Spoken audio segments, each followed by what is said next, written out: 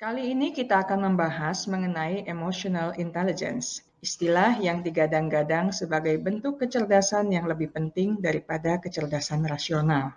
Saya akan membagi penjelasan mengenai hal ini ke dalam 2 video. Di video pertama, saya akan membahas pengertian emotional intelligence, berikut komponen dan manfaat memiliki kecerdasan emosi yang baik. Selanjutnya di video kedua, saya akan membahas mengenai cara-cara melatih kecerdasan emosional sejak masa muda. Kita mulai sekarang. Istilah kecerdasan emosional telah digunakan sejak tahun 1964.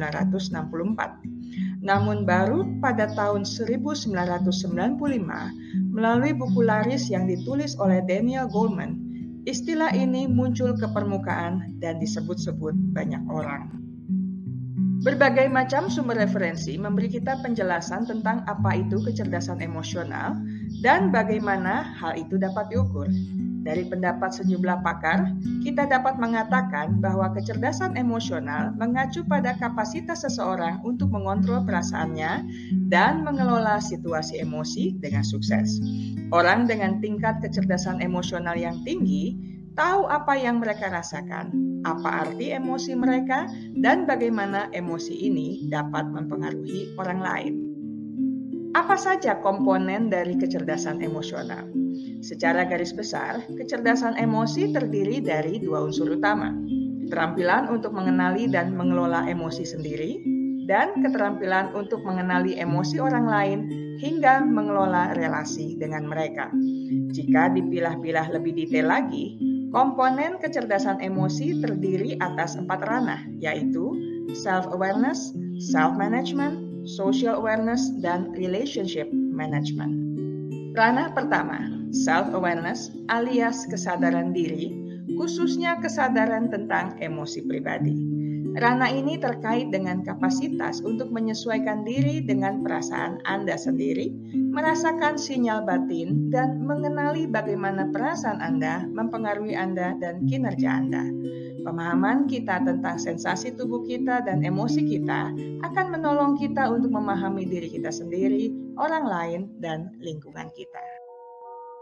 Ranah kedua, self-management alias kontrol diri. Self-management adalah kemampuan untuk mengendalikan reaksi emosional sambil tetap berperilaku jujur dan berintegritas. Seseorang yang cerdas secara emosional tidak membiarkan suasana hatinya yang buruk atau reaksi emosional yang kuat mengatur perilakunya. Dia mampu jujur dan terus terang dengan cara yang tenang tanpa menyerang orang lain. Orang dengan self-management yang baik juga mampu mengarahkan perilakunya menuju suatu tujuan. Artinya, dia bisa menunda kepuasan di masa sekarang untuk mendapatkan hasil yang lebih baik di masa depan. Dan itu berarti mampu memotivasi diri sendiri untuk bertahan dengan sesuatu dari waktu ke waktu, meskipun mungkin sulit dan memakan waktu.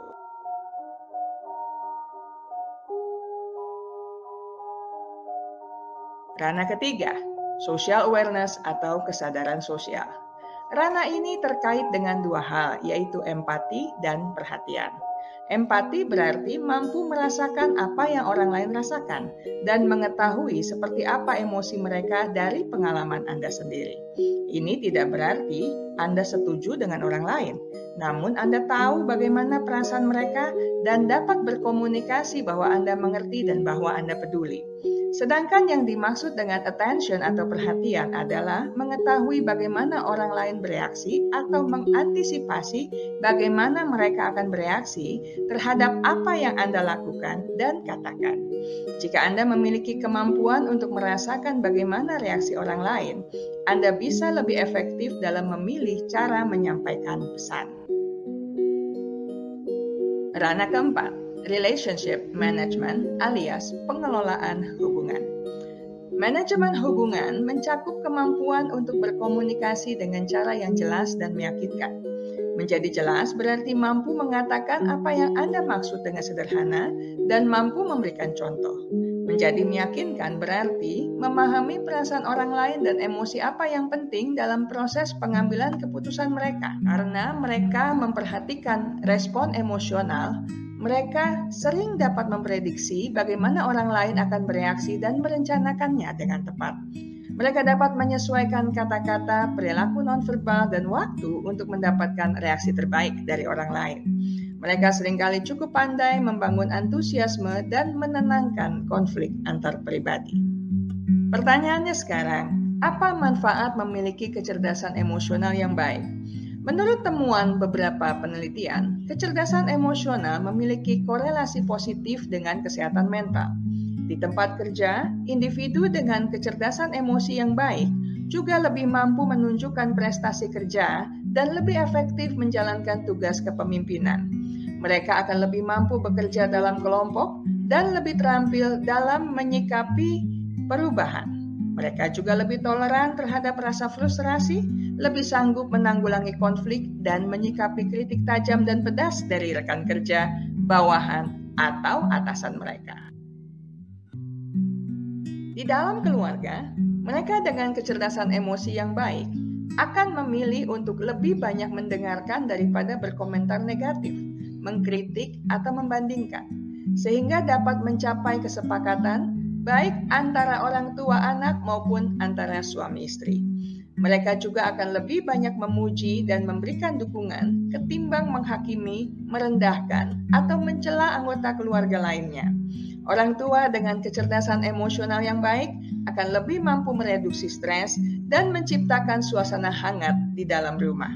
Dan yang pasti, mereka juga akan lebih sanggup melatih anak-anaknya untuk lebih cerdas emosi. Di dalam dunia pendidikan, siswa yang memiliki tingkat kecerdasan emosional yang lebih tinggi mendapatkan prestasi akademik yang lebih baik.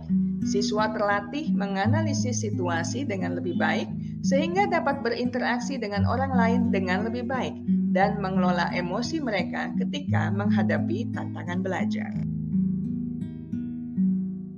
Saya selesai sampai di sini. Kita akan lanjutkan di minggu mendatang dengan hal-hal apa saja yang perlu dilakukan untuk menumbuhkan dan mengembangkan kecerdasan emosional. Ingat baik-baik, kesehatan mental Anda sangat berharga. Jagalah, pertahankanlah dengan sekuat tenaga.